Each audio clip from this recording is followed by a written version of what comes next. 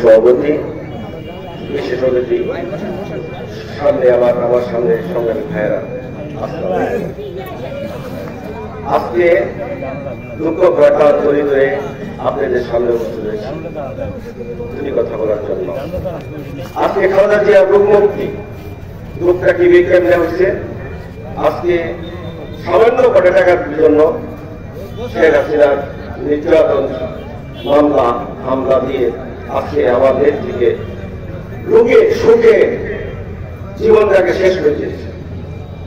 আমরা যে আর একটা কথা হলো, আমরা যেতে পারিনি, আমরা বিএনপিতে যেতে পারিনি, সেটা আজকে আমার ছোট ছোট ছেলে, ছোট ভাই, আমাদেরও ছোট ছাত্ররা, আবু সাহেব রক্ত দিয়ে বুকে তাজা রক্ত দিয়ে আজকে দেশকে নতুন করে স্বাধীনতা নিজেদের দিয়েছে।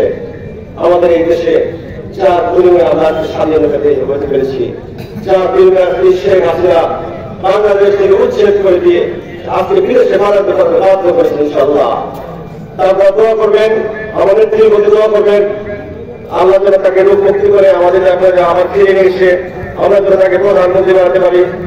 আর তার দোয়া করবেন সে যেন দেশে ফিরে এসে যে দলের হাল ধরতে পারে। এই বলে আমি আমার সংক্ষিপ্ত বক্তব্য শেষ করছি।